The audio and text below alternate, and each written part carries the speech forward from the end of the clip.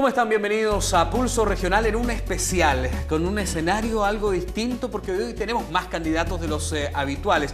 Y es que hemos querido hacer este Pulso Regional distinto, ya que estamos en un periodo especial. Este próximo 17 de octubre, elecciones, y no solo presidenciales, sino que también parlamentarias y de consejeros regionales. Y en la parlamentaria es la que nos vamos a concentrar, y específicamente en la de las comunas de Temuco y Padre Las Casas, que en materia de diputados se denomina Distrito 50. Hoy hemos cursado invitación a todos los candidatos a diputados que estarán en la papeleta este 17 de noviembre y estamos casi con todos. Así que vamos a partir saludando a la distancia y dando las excusas de quienes hoy han declinado acompañarnos. Primero, la candidata Jimena Ursúa, ex seremi de gobierno y candidata de la UDI, que va a aparecer allí en la papeleta y que declinó competir en las próximas elecciones a través de una carta en donde indica las razones de su alejamiento serían netamente personales y familiares. Por lo tanto, no va a participar de este debate. Y también André Cabrioler, quien es humanista, dijo no poder asistir al debate. Con Luis Vivanco es suficiente, dijo, nosotros estamos solo por representar las ideas de nuestro sector y no tanto por competir por el poder, mucho menos entre nosotros. Tampoco estoy muy interesado en hacer una campaña personal, dijo André Cabrioler, así que dejamos constancia que a ellos dos los invitamos. Y a todo el resto los invitamos también y están con nosotros y los comenzamos a saludar de inmediato. El Pacto Nueva Mayoría nos acompaña René Zafiro Espinosa, de la Democracia Cristiana, actual diputado en ejercicio. Además, bienvenido y gracias por acompañarnos. Muchas gracias por la invitación. También del Pacto Nueva Mayoría, por el Partido por la Democracia, la candidata Romina Tuma Saidán. Bienvenida, Romina. Hola, Sergio, muchas gracias por la invitación. Del Partido Humanista está con nosotros, quien ya había sido mencionado por el candidato ausente, don Luis Fernando Vivanco Manríquez. Bienvenido. Buenas tardes, gracias, Sergio. También nos acompaña del Pacto Si Tú Quieres Chile Cambia, Marco Lobos Vázquez, progresista. Bienvenido, Marco. Hola, Sergio, gracias por la invitación. Es Marco y no Marcos, como el candidato. Marco Antonio. Perfecto. Nombre laico. Ya, muy bien. No religioso. También del Pacto Si Tú Quieres Chile Cambia está con nosotros Hugo Herrera Vidal, progresista. Hugo, bienvenido. Gracias por la invitación. Y nos acompaña del Pacto Alianza, también candidato, pero diputado en ejercicio de Renovación Nacional, don Germán Baker Alvear. Muchas gracias, diputado, por acompañarnos. Gracias por invitarnos, Sergio. Bueno, con ellos vamos a estar hablando entonces de temas propios de una carrera por algunos seguir en el sillón, en el hemiciclo, allí en la Cámara de Diputados, y otros por llegar a ocupar ese puesto. Y primero vamos a hacer una pregunta abierta para que quienes están con nosotros hoy nos puedan contar cuáles son las cosas que en campaña un candidato a diputado puede comprometer, porque sabemos que hay facultades que en definitiva entrega la ley. Pero antes de ir a esas respuestas, los quiero invitar a una nota introductoria que ha preparado Gustavo Peña y que nos cuenta del escenario que se está viviendo por estos días. Veamos.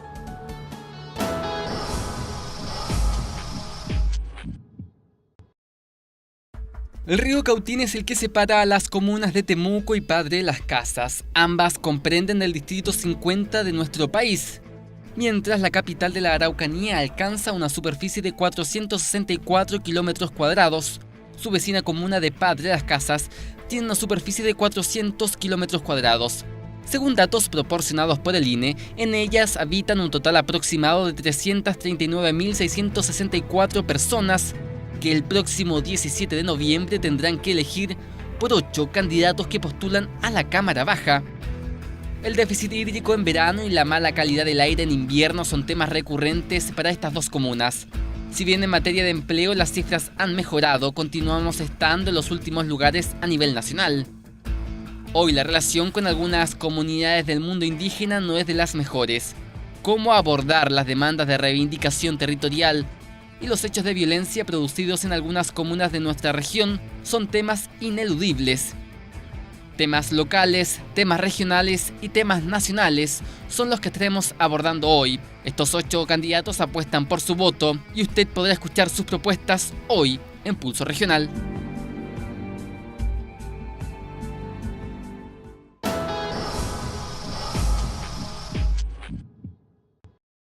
Muy bien, ahí estaba entonces este escenario político de cara al próximo 17 de noviembre y este plano que se mostraba allí con las comunas de Temuco y Padre Las Casas, que es el foco que tienen entonces cada uno de los candidatos que hoy nos acompañan y que quieren llegar a la Cámara de Diputados. Ya habíamos adelantado como pregunta abierta, ¿cuánto se puede prometer por un candidato a diputado en una campaña como esta, entendiendo que hay facultades legislativas y fiscalizadoras, pero que responden a una soberanía nacional? Si bien son electos por un distrito específico, pero ¿se puede prometer una plaza, un puente, un camino a un candidato a diputado? Pregunta abierta para nuestros invitados. No, claramente no. No se puede, dice el No se diputado. puede. O sea, mira, de hecho, yo creo que es bueno aprovechar estos programas para hacer un poco de educación cívica.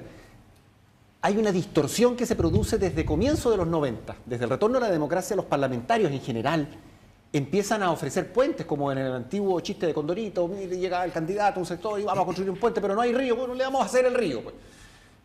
Y la verdad es que eso en esa época estaba sancionado incluso con una eventual destitución, porque era una infracción a una norma constitucional. Tú no podías atribuirte la gestión de recursos públicos. Y eso se ha seguido haciendo, y eso ha generado, desde mi punto de vista, una mala lectura de los ciudadanos en torno a cuál es nuestra función. Y nuestras funciones son súper específicas. Nosotros somos legisladores, somos fiscalizadores y representamos a nuestro distrito. Pero cuando legislamos para todo el país, no administramos recursos públicos. Ahora, en esta elección vamos a elegir consejeros regionales. Ellos sí van a tener la facultad de aprobar los presupuestos regionales. Y si se mantiene la ley, van a poder aprobar los proyectos. Lo que no podemos hacer los parlamentarios, nuestra función es legislar representando al distrito por el cual somos elegidos, pero legislando para el conjunto del país. No hay una distribución de recursos ahí entonces, ¿no? Ahí yo discrepo un poco en el sentido de que, si bien es cierto, claro, los parlamentarios tienen una función que tiene que ver con hacer las leyes y con también fiscalizar. Pero hoy día la gente espera más de los parlamentarios. Hoy día lo que la gente espera es que el parlamentario le resuelva su problema. Y para resolverle su problema tiene que ver también con capacidad de gestión, con muchas veces acercarse a hacer de puente entre la gente y entre las seremías o los ministerios para que los problemas de la gente sean resueltos. Vemos que hay un sinnúmero de problemas, por ejemplo, que tienen que ver con la ficha de protección social, donde hay una tremenda injusticia, una ficha mentirosa que no mide efectivamente la realidad de la familia y por tanto los beneficios del Estado no llegan a la gente. Y ahí lo que la gente espera es que el parlamentario también, más allá del rol de hacer las leyes y de fiscalizar, también pueda representar el sentir y poder buscar un camino de solución para que las autoridades que tienen que ver con la solución de ese problema puedan ser escuchados. Diputado Becker, entonces, ¿qué se puede ofrecer? A ver, yo aquí estoy más de acuerdo con el diputado Zafirio. Será porque tenemos alguna experiencia ya en el Parlamento y porque de alguna manera sabemos que es bastante difícil esta labor de hacer de nexo. Muchas veces se puede hacer, sobre todo cuando tú tienes un gobierno que te apoya. Pero la verdad que es difícil, porque nosotros nuestra labor fundamental, y por eso la gente nos dice mucho: ¿por qué usted no está acá, diputado? ¿Por qué no lo veo? Es porque estamos 4 días, un día en Santiago prácticamente, que tenemos que trabajar en comisiones muchas veces, o comisiones políticas, y la verdad, y el martes, miércoles y jueves estamos legislando, y eso es nuestra labor principal, y eso es lo que tenemos que hacer en primer término. Y las leyes son muy importantes para la gente. A veces una ley te puede cambiar la vida de muchas personas. Leyes de educación, por ejemplo, el tema que está ahora, el tema del lucro. Vamos a ver qué va a pasar finalmente, si las escuelas particulares subvencionadas van a seguir, no van a seguir, qué exigencias les vamos a hacer. Y eso va a cambiar la vida a muchos jóvenes y a muchos niños, el tema de la calidad de la educación.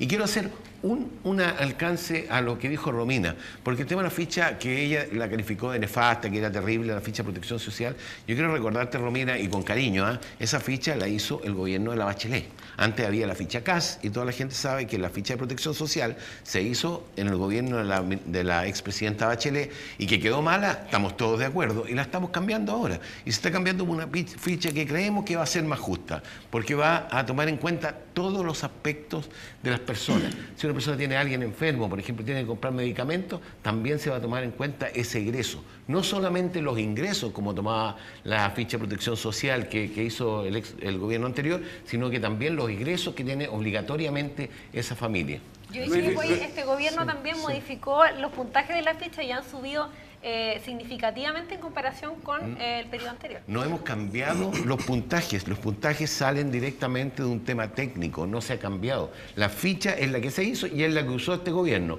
¿Creemos que está mal hecha? Sí, está mal hecha. ¿Se va a cambiar? Se está cambiando ahora. A mí la pregunta me parece muy atingente en tiempo de campañas políticas. No por nada el Parlamento es una de las instituciones que tiene más descrédito y menos credibilidad dentro de la población. Es precisamente porque en este periodo de campaña se prometen cosas que a lo mejor no son de la incumbencia de un parlamentario. La educación cívica es necesaria probablemente incorporarla en el currículum de educación. usted pertenece a la Comisión de Educación, considerar esa posibilidad, no quitar horas de historia donde se podría incorporar la educación cívica. Pero quisiera hacer un alcance. Ya en el año 1990, nuestra diputada, única diputada humanista que hemos tenido, Laura Rodríguez, propuso una ley de responsabilidad política. Y tiene que ver precisamente con poder fiscalizar y hacer responsable a aquellos funcionarios que prometen algo en campaña de lo que no son capaces de cumplir. Incluso llegando, avanzamos un poco más en la propuesta de Marcel Claude en el programa de los 8 ejes, ¿cierto?, en que sea responsable y pueda existir algún tipo de plebiscito, ya sea comunal, distrital o de la circunscripción, revocatorio del mandato de aquel parlamentario, alcalde o senador. El que no cumple sus promesas debe rendir cuenta a la ciudadanía. Los mecanismos habrá que crearlos, pero esta ley es una de las que se debiera impulsar en el Parlamento, ley de responsabilidad política. Le quiero consultar a Marcos Lobo respecto a cuánto puede ayudar esta mayor educación o la capacidad de manejar las facultades que tienen los parlamentarios para que, por ejemplo, la gente se motive a votar, porque es una de las dudas de lo que va a pasar este 17 de noviembre. ¿Cuántos van a llegar a las urnas? En realidad, la política está en un descrédito que yo creo que es responsabilidad de todos los políticos que han venido participando en ella, y efectivamente la ciudadanía está desencantada. No hay respuesta a sus demandas, no hay respuesta, digamos, a sus inquietudes, y ahí está el divorcio entre la política, digamos, y la real demanda de la sociedad. Y en ese sentido yo creo que los candidatos en la actualidad deben ser muy responsables, y estamos viendo ofertones tremendos en esta campaña 2013. No más AFP, ¿cierto? Fin, digamos, o cambio radical del sistema de pensiones. Y efectivamente yo creo que hay que ser cauteloso en este sentido de qué es realmente lo que se puede llegar a modificar y qué es lo que no se puede modificar.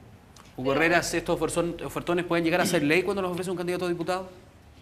Si están en el buen camino, pero en el buen camino, yo creo que sí, pero casi todos los ofertones van en relación con las empresas. Todos los diputados, o sea, todos los partidos políticos tienen una relación directa con los empresarios. Entonces, ahí viene el desencanto que tiene la población con los partidos políticos. Por ejemplo, tenemos el año 2011, se aprobó la ley para la instalación de antenas celulares. Esa ley estipula que dice que a cada 100 metros se puede instalar una antena, lo cual sería algo realmente absurdo, ya que sabemos que la instalación de antenas a cada 100 metros o a 200, 300, en Temuco tenemos más de 300 antenas instaladas. Y el daño al sistema celular es tremendo. Si bien se sabe que en los estudios de que las antenas celulares no provocan tumores, pero sí sabemos que los estimulan. Si tú vas al hospital, a rayos te dicen exactamente que está prohibido el uso de celulares o a la parte de neurología. Tenemos el problema de la semilla Monsanto o de la ley Monsanto. ¿Todas esas pueden llegar a ser iniciativas que apoyen entonces a quienes van a ser electores? Me estoy refiriendo a que las promesas nunca se cumplen y siempre se cumplen a favor del empresario. Se habla de que los productos transgénicos no deben ser consumidos, pero sin embargo se consumen en todos nuestros colegios. Nosotros consideramos que las semillas son un patrimonio de la humanidad, al igual que las aguas. Es un tema que fue discutido en estos días, diputado. Sí, sabes que a mí me preocupa un poco que un candidato o candidata a diputado, a senador, a legislador, asuma que el servir de puente con un organismo público para los efectos de obtener una decisión de ese organismo público que beneficia a una determinada persona, se asuma que eso es natural y que es obvio. Eso tiene un nombre. ¿Se refiere usted, no? Me refiero a eso. Eso tiene un nombre. Eso se llama tráfico de influencia. Las funciones que cumplimos los legisladores están expresamente establecidas en la Constitución. Están descritas en la Constitución de la ley. Son de derecho público, son de derecho estricto. Y cualquier abogado tiene que saber eso. En consecuencia, cuando uno es candidato, no puede, simplemente no puede. Y ahí está el descrédito de los políticos. No puede contraer compromisos que van más allá de las obligaciones y atribuciones que establece la Constitución y la ley. Porque si no, transformamos el país en una montonera o en una red de tráfico de influencias que lo único que hace es deteriorar no solo la imagen del político, sino la imagen del servicio público que se presta para que un político interceda en favor de terceros. Uno puede acompañar a una institución, uno puede apoyar a una persona, asistirla, asesorarla, apoyarla de mil formas, pero no por la vía de obtener recursos del aparato público, que es propiedad de todos los chilenos, que no es propiedad del gobierno de turno, para los efectos de generar un beneficio en favor de una organización o de una persona. ¿Y que es calificado como tráfico de influencia, Romina, por el diputado Zafirio? Sí, lo que uno esperaría aquí es que las instituciones funcionen y que hagan la pega. Aquí vemos que las seremías son meros buzones y solamente reciben inquietudes y no resuelven nada. Si las cosas funcionaran, si las autoridades hicieran su pega como tuvieran que hacerla, probablemente no necesitaríamos de puentes ni de nexos para poder resolver los problemas de la gente.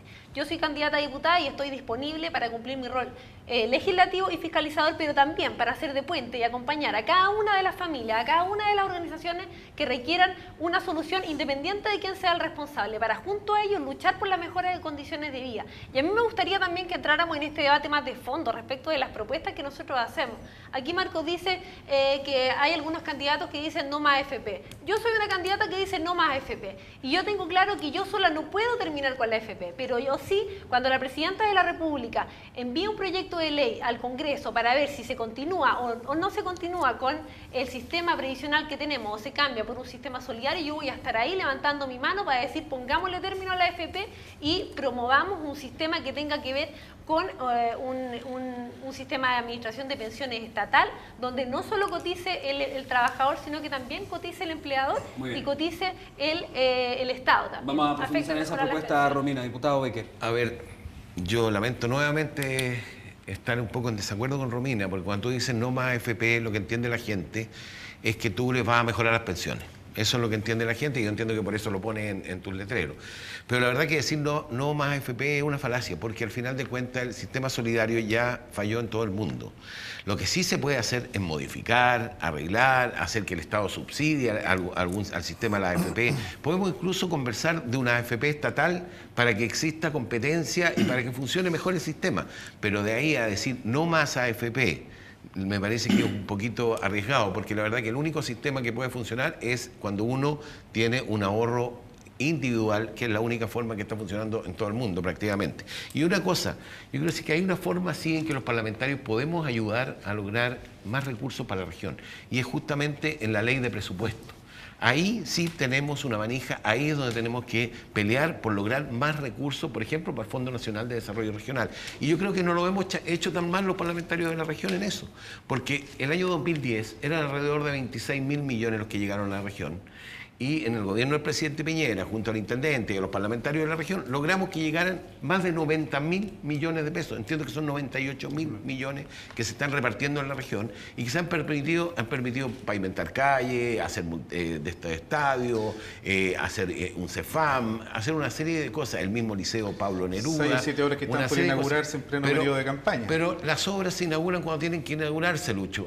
Hay unas que se inauguraron antes y otras que se van a inaugurar ahora, pero la verdad es que se ha habido muchos avances y eso tiene que ver con que el presupuesto de la región se incrementó en el FNR muy importantemente y nosotros los parlamentarios incidimos en eso. Luis Vivan. Sí, lo que tiene que... El diputado menciona algunas situaciones que pudieran darse respecto al Fondo Nacional de Desarrollo Regional. Lo que nosotros estamos proponiendo es una cosa distinta y que tiene que ver con la descentralización del Estado de Chile.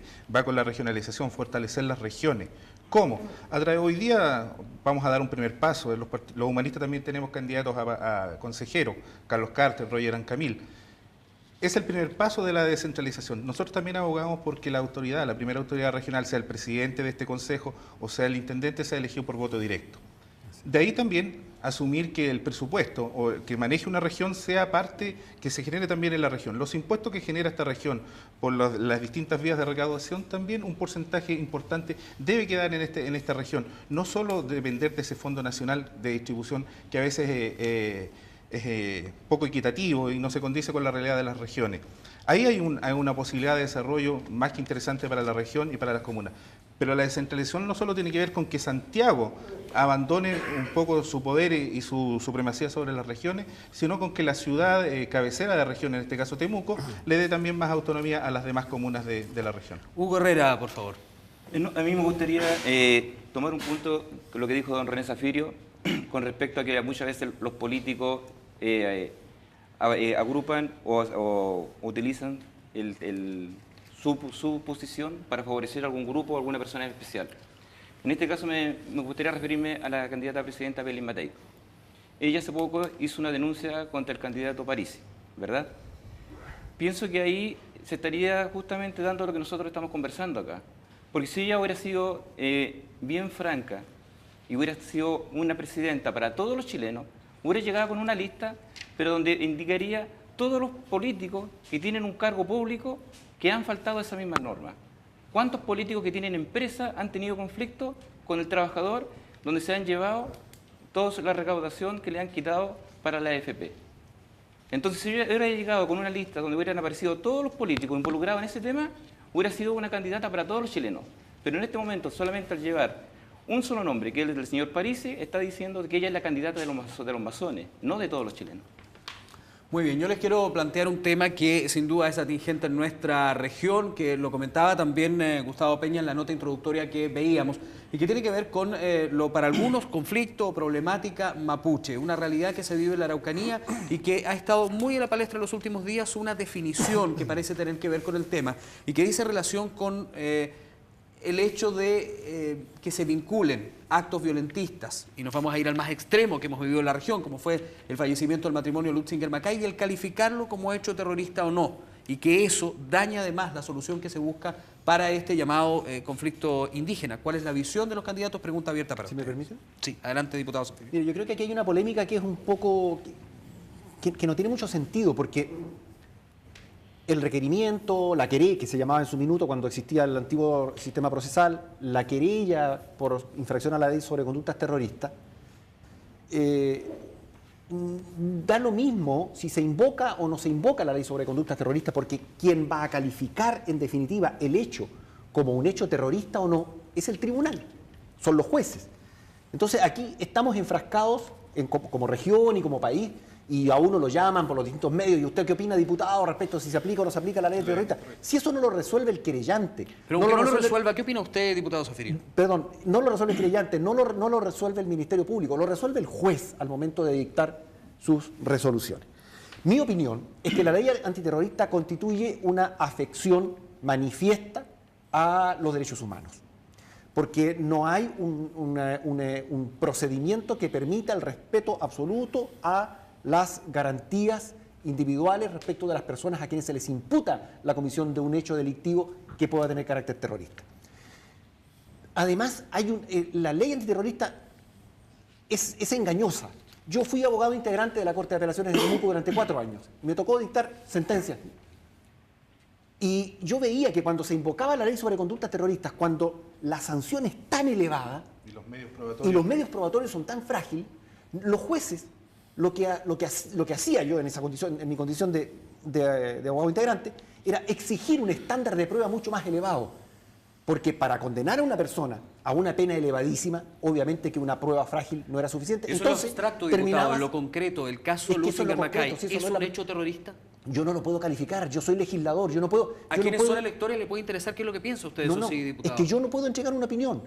Yo soy absolutamente respetuoso de la separación de los poderes. La opinión que yo entregue como miembro del Poder Legislativo puede incidir en las decisiones que toma el Poder Judicial. Y yo no puedo intervenir en las decisiones de otro poder del Estado. Los legisladores se expresan por leyes. Usted podría pronunciarse en algún momento por una ley que modifique la ley antiterrorista. Por eso doy mi opinión respecto en abstracto, respecto del contexto de la ley sobre conductas terroristas. Mi opinión es que no hay que modificarla, hay que derogarla.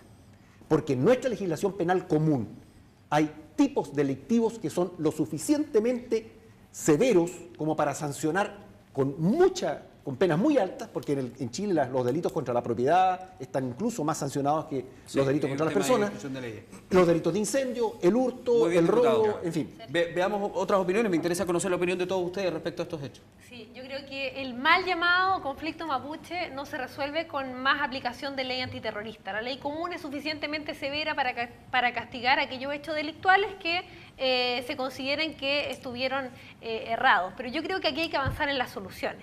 Y para avanzar en las soluciones tenemos que partir por reconocer la historia. Y reconocer la historia respecto de cómo el Estado de Chile se instala en la región de la Araucanía de mala manera, violentando los derechos humanos de los mapuches, despojándoles de sus tierras, invisibilizando en su cultura y provocando un conflicto además con la región completa, porque además de instalarse de mala manera lo hace 70 años más tarde que en el resto de la región.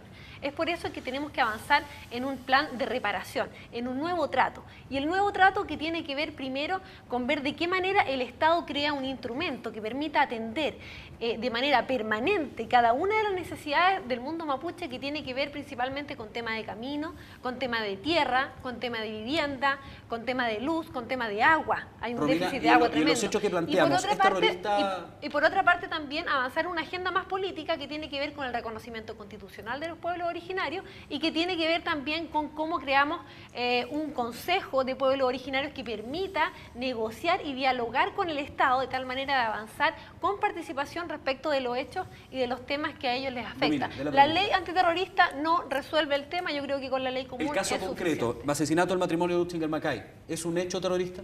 Yo creo que eso es materia de los tribunales. Yo creo que la aplicación de ley antiterrorista aquí no corresponde. Creo que estos hechos deben ser sancionados. Son delitos tremendamente graves, tremendamente dolorosos, y para eso la ley común es absolutamente estricta y suficiente para que estas personas sean condenadas. Por lo tanto, no es un hecho terrorista. No. Perfecto. Diputado Becker. A ver, claramente no se resuelve el tema del mal llamado conflicto mapuche aplicando la ley antiterrorista o no, pero en el caso de la familia Lutzinger-Macay, donde se atentó contra dos ancianos en la noche, se les quemó la casa y los quemaron vivos, la verdad que en mi opinión sí debería aplicarse la ley antiterrorista, y me parece bien que se esté pidiendo que se aplique. Ahora los tribunales verán finalmente si se aplica o no, pero a mí me parece bien que se aplique.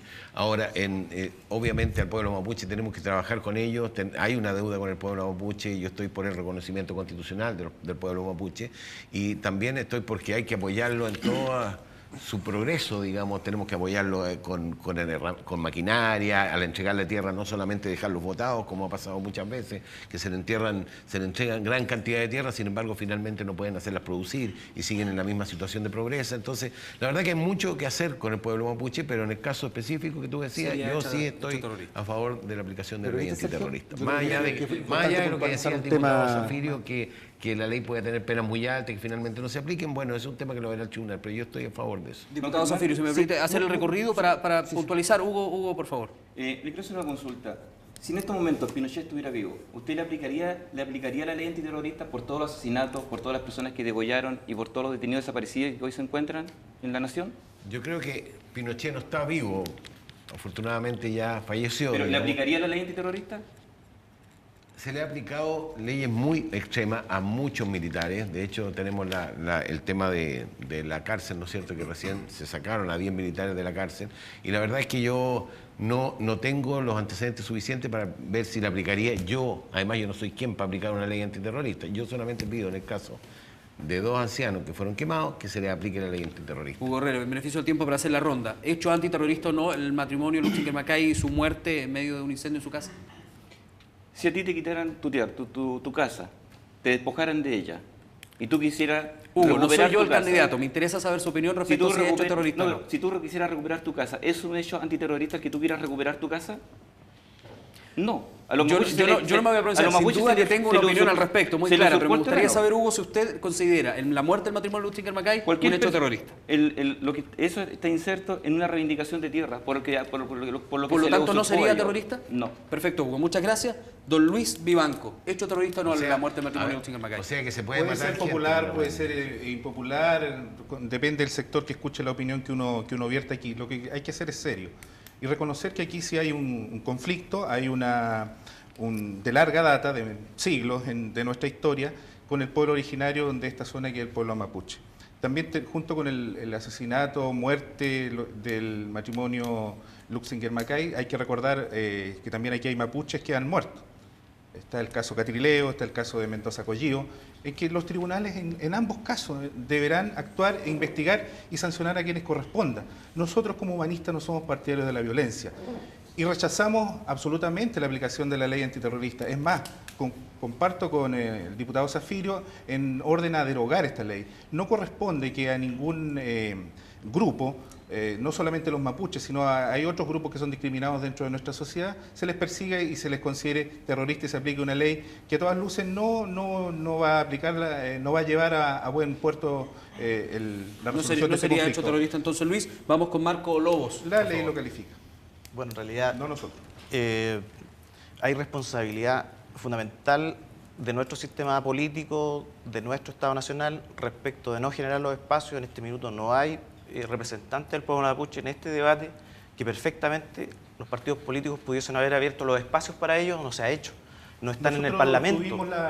Le ofrecimos al Huelmapúhuén que integrara nuestra lista parlamentaria, ellos se restaron, ellos tendrán sus razones, tendrán que responder. Pero el Partido Humanista está abierto a tener representantes de todas las etnias y de todos los géneros. Efectivamente, y en ese sentido yo creo que hay responsabilidad de nuestro sistema político, que hay que reformarlo, que hay que generar los escaños en el Parlamento para que a partir de esa instancia ellos tengan una relación simétrica con el Estado Nacional chileno, porque aplicar ley antiterrorista o convocar, digamos, a la fuerza pública a sus comunidades, yo creo que no es el camino. Entonces, aquí hay violencia de ambas partes, también hay muertes de comuneros mapuche, y que sin embargo no se ha aplicado la ley antiterrorista. Y en este sentido te respondo a la pregunta, Sergio. Yo creo que hay ley suficiente como para aplicar a ese crimen atroz que le ocurrió a la familia Lusinger Macay. ¿Pese a eso no es un hecho terrorista, Marco? Yo considero que no, que es un movimiento reivindicativo. Muy breve antes de irnos a la pausa y para cerrar este tema, diputado Zafirio y diputado Becker, que me han pedido la palabra. El debate da cuenta de lo estéril que es discutir acerca de si este es o no es un hecho terrorista.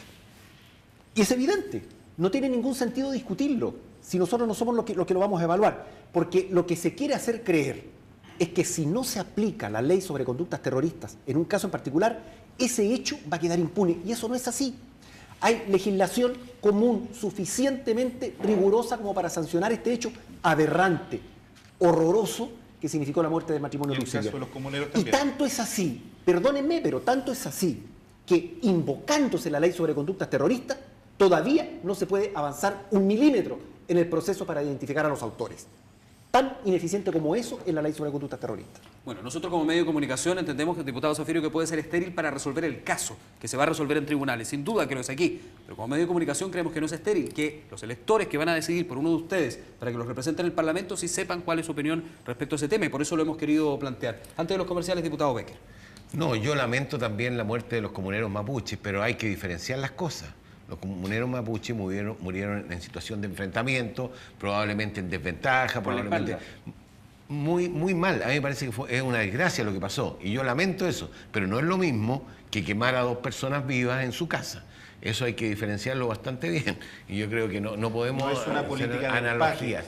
Pero por eso no es una política de empate, sino que para proponer que hay casos de ambos lados. Ustedes estaban haciendo el empate, y yo no quiero diferenciar que son casos totalmente distintos. Tú lo pones así, pero no es una política de empate clara. Es para poner que de ambos bandos han habido personas víctimas. Nos tenemos que ir a una pausa comercial, estamos en el tiempo de la pausa, vamos a regresar con este pulso regional especial en donde estamos conociendo a 6 de los 8 candidatos a diputado que estarán en la papeleta este 17 de noviembre, que usted tendrá que decidir entonces si vive en Temuco, Padre Las Casas, cuál de ellos estará representándolo en el Parlamento en los próximos 4 años. Pausa comercial y regresamos con Pulso Regional, no se vaya.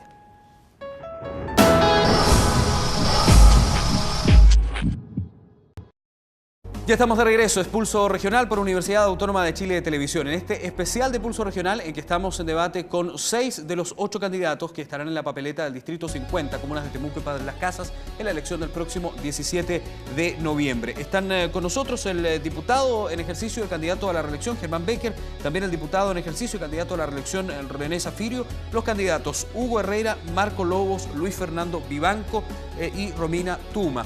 Yo hemos estado durante la primera parte viendo diversos temas de interés de nuestra región, y el que les quiero plantear ahora como pregunta abierta tiene que ver con un tema que parece se nos olvida en primavera-verano, pero lo tenemos muy presente en invierno, y tiene que ver con lo que sucede en nuestro aire, en las 2 comunas de Temuco y Padre Las Casas. Plan de descontaminación hace más de 10 años para material particulado 10, hoy día se está trabajando en consulta ciudadana para material particulado 2,5. Pregunta abierta, candidatos. Sí, yo creo que lo que mejor resume el fracaso de la política ambiental, que no es un tema de este gobierno, sino que es un tema que ya se arrastra mucho más allá del tiempo de este gobierno, tiene que ver con una cifra estadística que para mí es importante. Fíjense ustedes que el año 2012 hubo más de 21 episodios en Temuco en que la contaminación superó los 500 microgramos de MP10, material particulado 10, por metro cúbico. Esta ciudad china, de la cual han evacuado su población, toda la población, la evacuaron precisamente por tener un índice de contaminación de material particulado MP10 cercano a los 500 microgramos por metro cúbico. Es decir, nosotros superamos la norma 21 veces en 2012 y una ciudad china es cerrada literalmente porque estuvo cercana a los 500 microgramos por metro cúbico de MP10. Eso resume para mí el fracaso de la gestión ambiental. En consecuencia, lo que hay que hacer, y este es un llamado a todos los candidatos, a todo el mundo, transversalmente, es asumir que la política ambiental tiene que ser una política de Estado, no una política de gobierno. No podemos seguir viendo ministros del medio ambiente repartiendo volantes en Bulnes con Montt, porque no sirve. No podemos seguir cambiando estufas contaminantes por otras estufas contaminantes. No podemos seguir sin fiscalizar el consumo de leña con un porcentaje de humedad superior al 12%. No podemos seguir dividiendo la ciudad, imponiéndole solo a un sector de la ciudad una norma tan drástica como obligarlos a congelarse durante el invierno, porque, claro, se utiliza la política de vender el sofá, como en el cuento de Donoto. Si no hay estufas encendidas, evidentemente que va a bajar la contaminación, pero estamos condenando a las familias a vivir en un ambiente gélido durante el verano. Yo creo que lo que se ha hecho ambientalmente, lo rescatable es que tenemos un PDA, un plan de descontaminación ambiental, y que lo podemos modificar. Hay otras ciudades que todavía no lo tienen porque todavía ni siquiera comienzan con su proceso de medición de la contaminación. En eso nosotros hemos avanzado. Y si tenemos un PDA, pongámonos de acuerdo, entre todos, modifiquémoslo, de tal manera que además el Ministerio del Medio Ambiente cuente con recursos suficientes para invertir. Hay que invertir mucho, hay que producir leña seca, hay que apoyar a los productores de leña seca, hay que apoyar el recambio de equipos por equipos que tengan certificación. Hoy día no hay laboratorios suficientes para certificar. El diagnóstico parece estar suficientemente claro, ¿cierto? Y hay factores que aquí no se pueden eliminar. Ya lo mencionamos, el factor climático es uno de los elementos que no se puede obviar. Vamos a tener siempre Temuco una ciudad fría, es así, y hacia el sur también. Pero aquí queda de manifiesto que ninguno de los gobiernos que ha estado en los últimos años administrando el país ha sido claro en establecer una política medioambiental de Estado. No una política que responda a las coyunturas, a solucionar problemas que surgen de vez en cuando en nuestro país. Tenemos innumerables situaciones de contaminación en el país que se abordan como temas puntuales. Eso habla de que se carece de una política medioambiental clara, con atribuciones, con tipificación del delito y el daño ambiental, por ejemplo. Los gobiernos regionales deberían ser uno de los organismos llamados a fiscalizar y a proponer soluciones dentro de esta nueva política o nueva estructura medioambiental que estamos proponiendo para nuestro país.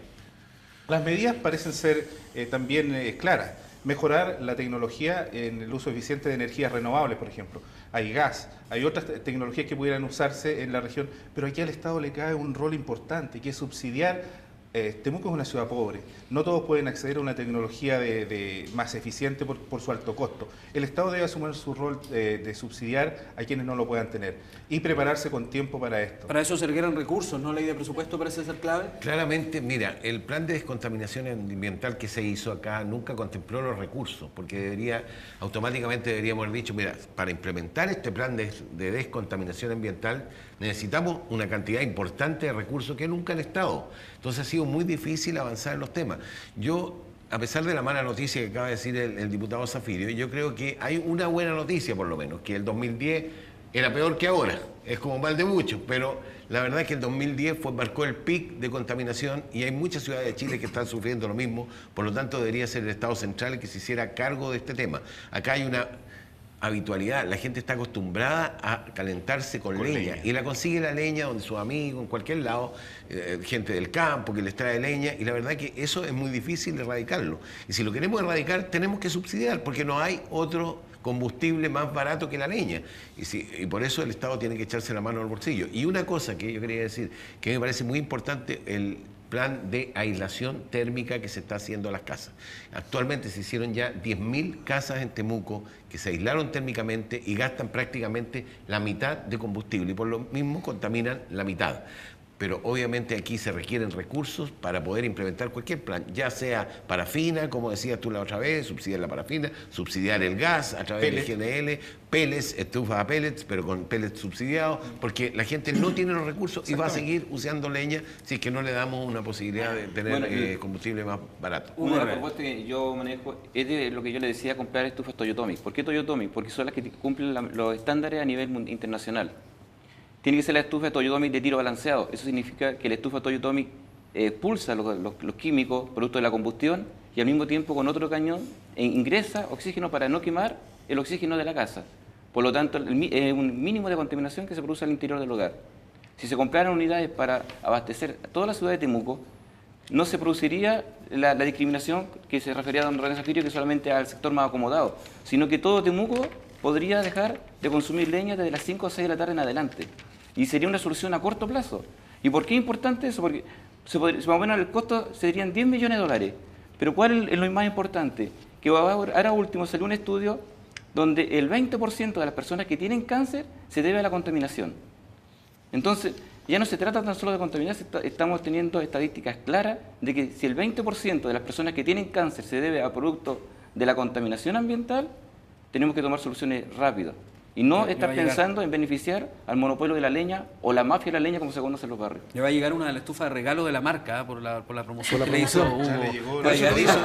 En Televisión Nacional ya lo hizo, ya tiene 2 estufas. Y ya te va a tener otra nueva. Lo que sucede es que digo porque es la única empresa que cumple con los estándares internacionales. Si hubiera otra... Ok, ahí se nombraría también, ¿no? Esa le haría la propaganda. Romina Tuma. Yo creo que aquí el diagnóstico está más que claro. Había una improvisación de todos los gobiernos que han pasado en materia de política ambiental, y este gobierno lo hemos visto cómo se ha hecho un plan exhaustivo para que la gente pudiera usar la leña seca, y luego viene el ministro de Santiago y prohíbe el uso de la leña. Por tanto, acá tenemos que pensar en un plan de descontaminación financiado que contemple subsidio a otros métodos alternativos a la leña de calefacción, como es el gas, como es la electricidad, contar también con mayor fiscalización en el uso de la leña seca y apoyo a los productores de leña seca. Y además poder revisar la política en materia de vivienda. Aquí nosotros vivimos en una región que tenemos 7 meses de invierno. No es posible que las viviendas no vengan con la aislación térmica incorporada. Y el diputado Becker decía, hemos incorporado mejoramiento térmico para las viviendas para poder hacer más eficiente el calor al interior del hogar. Pero lo que ocurre hoy día es que estos subsidios y estos mejoramientos de aislaciones térmicas, hay muchísimas familias que no lo están recibiendo porque no tienen regularizadas sus viviendas. Aquí hay muchísimas familias, las más modestas, que construyeron sus casas a puro ñeque, sin ayuda del Estado, sin subsidio, y precisamente son ellos los que más necesitan del Estado, los que hoy día se les niega poder acceder a estos beneficios. Por tanto, tenemos que trabajar también en una política de vivienda que sea pertinente desde la región para dar cobertura y para que efectivamente muchas más familias puedan beneficiarse con estos planes que no solo tienen que ver con mejorar la calidad de las viviendas, sino que también contribuir a mejorar el aire de nuestra región. Vamos con la mirada al tema medioambiental del candidato Marco Lobos. Mira, Sergio, en realidad me llama la atención que no he sido alcalde de Temuco, y no he sido parlamentario en estos últimos 4 o 12 años, pero la pregunta válida es que si autoridades han estado en esas instancias de poder, ¿por qué no han ahondado en la solución de fondo del problema ambiental, entre otros? ¿Por qué no han ahondado, digamos, en la corrección de la institucionalidad ambiental? O sea, me llama mucho la atención esa falta o esa evasiva respecto de estos temas que se vienen planteando desde décadas y no han tenido solución. Efectivamente hubo y resulta ya jocoso, digamos, sus planteamientos respecto de una marca, pero efectivamente que el camino para esa solución hay que adoptarla luego. Tenemos dificultades para practicar el deporte, tenemos dificultades en la vida cotidiana, en las escuelas, en fin.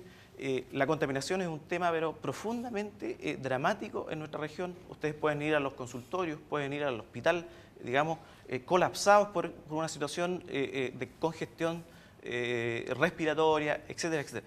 Pero fundamentalmente quisiera decir la irresponsabilidad de nuestro Estado Nacional respecto de un compromiso que es constitucional, garantizar un medio ambiente libre de contaminación.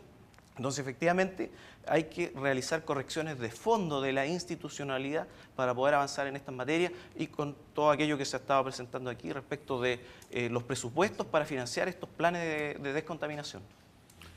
Muy bien, tema del aire, otro de los temas que nos ocupa normalmente en nuestra región. Hay un tema nacional que queremos abordar también y que tiene que ver con la educación y que ha estado muy en la palestra no solo este año, sino en los últimos años en nuestro país y desde incluso el gobierno anterior al actual que está en ejercicio. Temas de educación, candidatos, quiero partir con don Luis Vivanco y su visión en educación.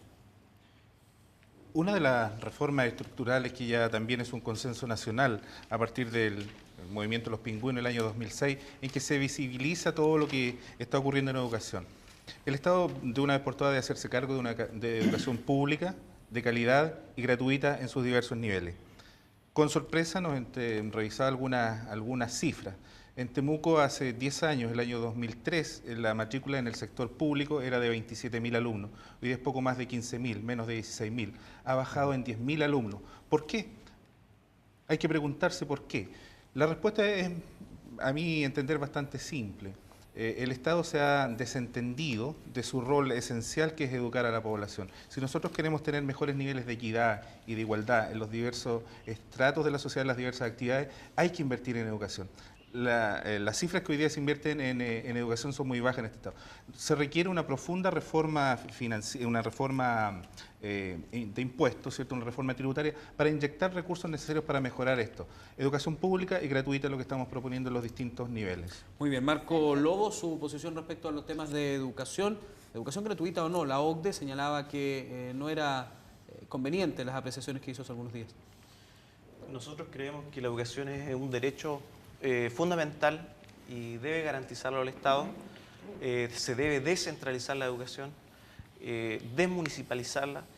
Creo que se ha segregado en Chile respecto de la educación. Nosotros tengo la experiencia de trabajar en distintos colegios y efectivamente no hay participación de los verdaderos protagonistas de la educación. Los profesores están excluidos.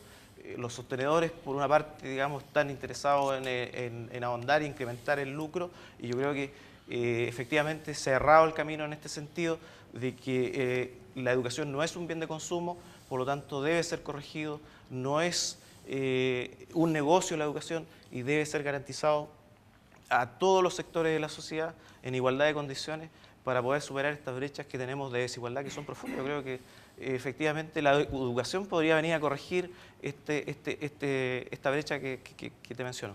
Don Hugo Herrera, su visión en temas de educación. Bueno, primero que nada, tenemos que tener las cosas claras y decir de que el 20% más rico de Chile no quiere que la educación sea gratuita para todos, porque así de esa forma ellos pueden guiar a sus hijos a las escuelas privadas para que no se mezclen con nuestros hijos, con los hijos de los obreros.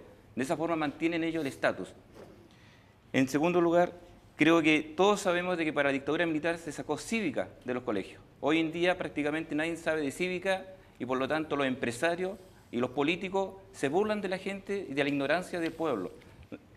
Para tener una mejor educación la gente tiene que comprender qué es lo que es educación y de qué se trata la educación. Hoy en día no se tiene cívica, no se tiene una religión universal donde se le explique a los jóvenes de las diferentes religiones para que tengan una cultura general.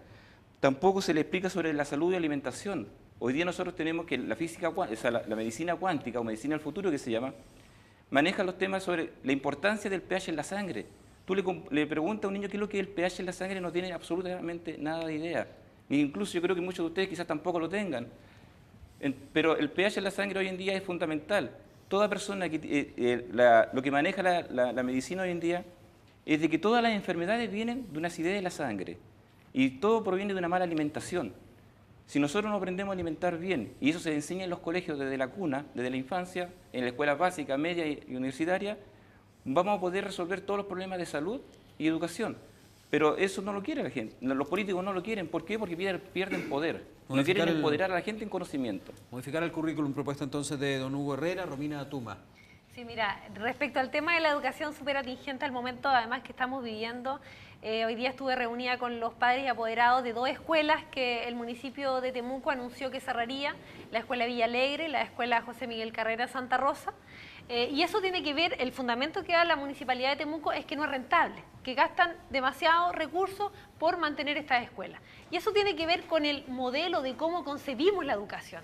Esta candidata está apoyando a la presidenta Michelle Bachelet. Lo que ha dicho nuestra candidata a presidenta Michelle Bachelet en ese sentido es que la educación debe ser garantizada como un derecho, no como un bien de consumo. Aquí no se trata de que sea muy caro o más barato mantener la educación. La educación tiene que ser de calidad, tiene que ser gratuita y garantizada por el Estado. Hoy día creemos que el camino es la desmunicipalización, porque efectivamente hay mucha desigualdad respecto de poder mantener la educación en una comuna que es más pobre que otra. Esto debiera ser cargo del Estado, de un nivel central que se haga cargo de garantizar una educación pública de calidad y sin segregación social como estamos viviendo hoy en día. ¿Por qué no lo hicieron antes, Romina? ¿Por qué no lo hicieron antes? Porque si mal no recuerdo han habido 20 años de la concertación. Un gobierno de la Alianza. ¿Sabes por qué no lo hicieron antes, Marco? Porque cada vez que se ha intentado hacer reformas profundas en el sistema, tenemos el amarre de los quórum. Esta constitución, que es una constitución nacida en dictadura, dejó los quórum tan amarrados que para poder hacer reformas importantes, como es la reforma en el sistema de salud, como es la reforma en el sistema de AFP, como es la reforma en la educación, la tributaria o el cambio de constitución, necesitamos altos quórum y altas mayorías para hacer posible. Y es por eso que el desafío no es solo poder ganar con la candidata a presidenta Michelle Bachelet, sino que también tener un número de parlamentarios importantes que permitan dar quórum para poder apoyar y convertir esas propuestas en realidad. Si no, no vamos a poder avanzar como no hemos avanzado en estos 20 o 25 años. Garantiza el plebiscito para cuando hay quórum. ¿Por qué nunca se llama plebiscito? No se puede parar el tema, ¿no? Diputado Zafirio, temas de educación.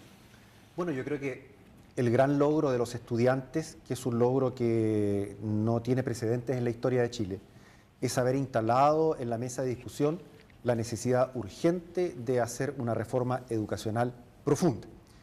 Y a lo menos aquí habemos 6 candidatos, 2 de nosotros vamos a estar en el Parlamento a partir del 11 de marzo del próximo año.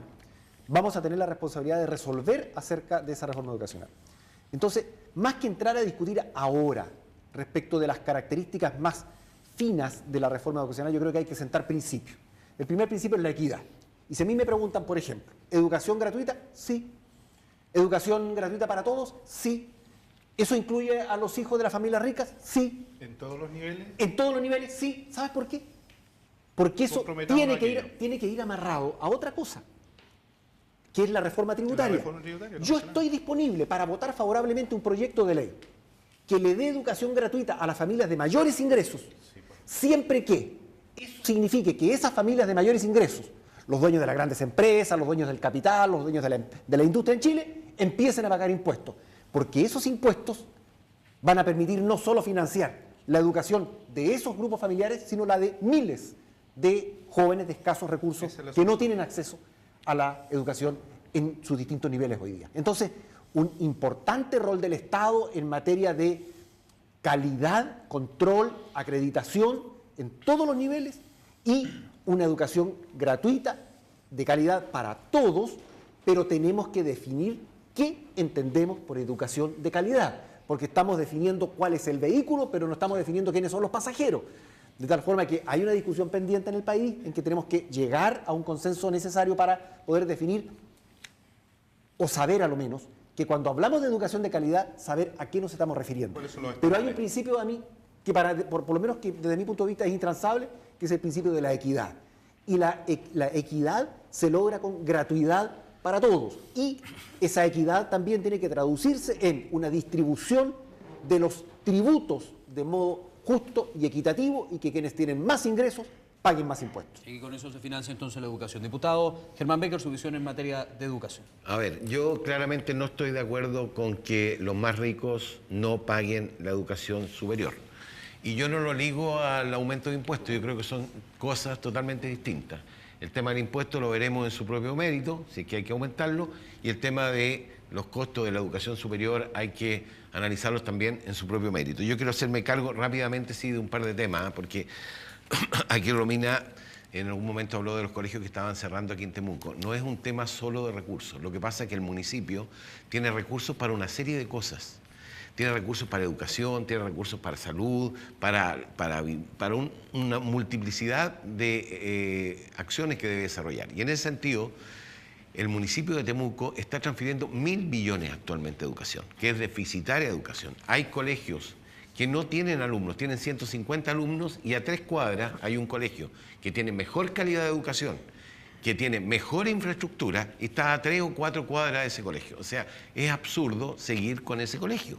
Eso es todo. Y si esa plata se ahorra en 80 o 100 millones, que entiendo que es lo que se ahorraría al cerrar uno de estos colegios, se puede invertir en medicamentos, se puede invertir en cualquier otra obra que puede ayudar a la comunidad. Y los niños van a ir a un mejor colegio que está al lado. Esa no es la visión que tienen los padres y apoderados. Los padres y están apoderados, muy satisfechos los con la padres y educación que están apoderados, recibiendo siempre en los esos padres y colegios. apoderados quieren que no se cierren los colegios. Eso es normal, es natural porque es donde han ido siempre. Pero si van 4 cuadras más allá y la calidad de la educación y la infraestructura es mejor. No, eso bueno, no es así, no está 4 cuadras más allá y tiene que está ver con garantizar la educación escuela de como un Villa derecho, Alegre no está a como, 4 como un cuadras de la negocio. escuela de ni Villa como Carolina. No me refute eso porque eso yo lo sé, porque es cuestión de ir a verlo. Pero lo sabe no la podemos gente. meter 40 alumnos en una sala bueno, versus en una sala que estén 20 niños. no, Tiene si que ver no con la van a calidad no van a también de la meter, educación. no van a La meter calidad también se mejora, diputado. Usted es integrante de la Comisión de Educación y tiene que ver, tendría que ver mucho con el aumento de la subvención escolar. Por supuesto, en y dos la hemos aspectos, aumentado mucho. en dos aspectos, pero no es suficiente. Claramente todavía falta. Algunos estudios dicen que hay que doblar lo que hoy día se entrega en subvención. Pero no es la subvención solamente el punto, sino que la subvención hoy día se entrega por asistencia media de estudiantes. Nosotros proponemos que debe ser por matrícula. ¿Por qué? Porque así te permite tener presupuestos, que este es un presupuestos tema fijos. mucho más profundo, Sergio, y entiendo que ya estás en la hora. Ingresos Entonces, fijos. el tema Cuando de la hay asistencia ingresos media, variables, ese es un tema que lo hemos discutido. A mí me preocupa qué va a ocurrir con los profesores. Lo hemos discutido 100 veces. A mí me preocupa más lo que va a ocurrir con los alumnos. Que les vaya bien a los alumnos, tengan calidad de educación. Me preocupan los profesores, pero más los alumnos. Hay otro indicador. En el tema de la asistencia media, lo que pasa es que al medirse por asistencia media y no por matrícula, lo que logramos es que los sostenedores, ya sean municipales o particulares subvencionados, busquen alumnos para que vengan a clase. Si no, baja mucho la asistencia media. Entonces hay un problema ahí que tenemos que tratar de... Es un sistema perverso que incentiva a mentir respecto a la asistencia media porque así se reciben los recursos, pero afecta a otros indicadores. La Superintendencia de Educación ya no está permitiendo eso. Créeme que he recibido a muchos sostenedores que han bajado, incluso el sostenedor municipal ha bajado la asistencia media porque la Superintendencia está encima. Pero yo quería decirte, Sergio, en el tema global, yo creo que el gran desafío que tiene la educación chilena, más allá de gratuidad o no gratuidad, que yo creo que para nivel escolar básico y medio tiene que ser gratuita, también para preescolar también, y para el 90% de los alumnos, ojalá lleguemos a que sea gratuita y el 10% más rico pague, el gran desafío que tenemos es la calidad de la educación, tanto de la educación preescolar, escolar, como la educación universitaria. Y ahí tenemos que hacer muchas cosas que yo creo que en este momento no tenemos el tiempo para verlo, pero podemos tener un programa en que podemos hablar solamente de educación, porque hay muchos temas, una nueva Agencia Nacional de Acreditación, tenemos que hacer la agencia por la calidad. Perfecto. Que realmente funcione. Hay una serie de cosas que tenemos que trabajar. Tenemos que remunerar bien a los profesores, tenemos reconocimiento social al gremio. Tenemos que hacerle una prueba de inicia para que sean buenos los profesores. Hay muchos temas que la formación inicial, la formación inicial. Lo vamos a estar haciendo la próxima semana seguramente en Pulso Regional. Porque ahora estamos en el tiempo, estamos en el tiempo de a lo que a lo mejor podrían ser ofertones de cada uno de los candidatos, porque en esta parte final cada uno va a tener un minuto para que de esa manera esté pudiendo directo a la Cámara dirigirse a usted, que son los electores que van a estar decidiendo el próximo 17 de noviembre cuál de ellos estará entonces representando al Distrito 50, las comunas de Temuco y Padre Las Casas, en Valparaíso, en la Cámara de Diputados. Comenzamos entonces con el candidato del Partido Humanista, don Luis Vivanco Manríquez. Amigas y amigos del Distrito 50, Temuco, Padre Las Casas. En primer lugar, invitarlos a que este 17 de noviembre se levante y concurra con esperanza y con renovada fe en la política y en la democracia a emitir su sufragio.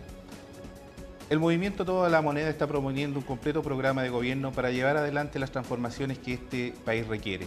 Transformaciones que tienen que ver profundamente con la educación, con la salud, con la vivienda, con todos los grandes temas que este país siempre se dice que hemos avanzado mucho, pero que nos falta por avanzar. Es un momento, el país está preparado y maduro para abordarlo. Proponemos como candidato presidencial a Marcel Clot. En la lista de consejeros regionales también tenemos a Roger Ancamil y Carlos Carter Beltrán. Nos los invito a votar por ellos. Gracias. Y para Luis Vivanco, F3. Don Luis Vivanco Manríquez, candidato a diputado del Partido Humanista. Vamos ahora con el candidato del pacto Si Tú Quieres Chile Cambia, el progresista Marco Lobos Vázquez.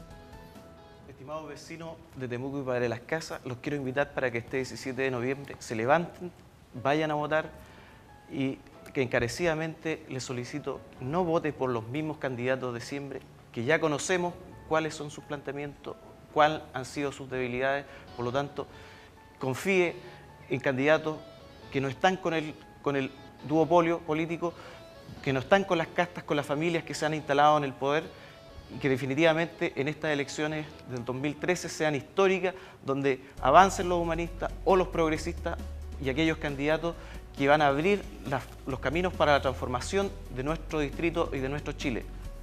Muchas gracias entonces, Marco Lobos. Vamos ahora con el candidato también progresista y del mismo pacto junto Chile Cambia, eso es, don Hugo Herrera Vidal. Si tú quieres, Chile cambia. Si tú quieres, Temuco cambia. Nosotros que estamos por una patria libre y soberana. Estamos para eliminar el flúor del agua potable, por lo cual la próxima semana comenzaremos una recolección de firmas para hacerlo. Para que Temuco no es un campo de prisioneros. Temuco es una ciudad libre. Estamos acá para poder luchar por la educación gratuita para todos, para restituir los derechos de los pueblos indígenas, para que nuestros hijos no les sigan dando productos transgénicos en los colegios, para que tengan una alimentación similar a la que ellos, los diputados, tienen en el Congreso. Nuestros hijos también tienen el mismo derecho.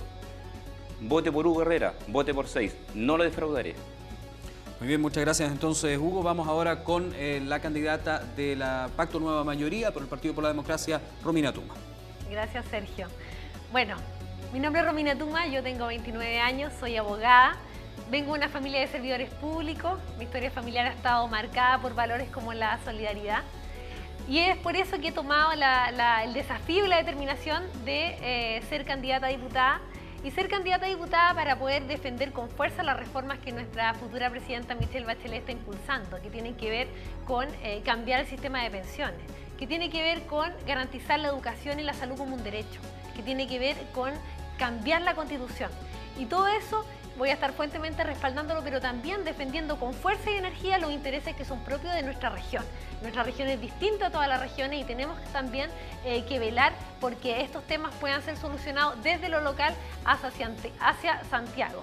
Y por supuesto también defender el género. Nunca había una mujer diputada en esta región y quiero pedirles que me acompañen a ser la primera mujer diputada de Temuco para las casas. Mi número es el C2. Romina Tuma entonces del PPD. Vamos ahora con el candidato también del Pacto Nueva Mayoría, el demócrata cristiano René Zafirio.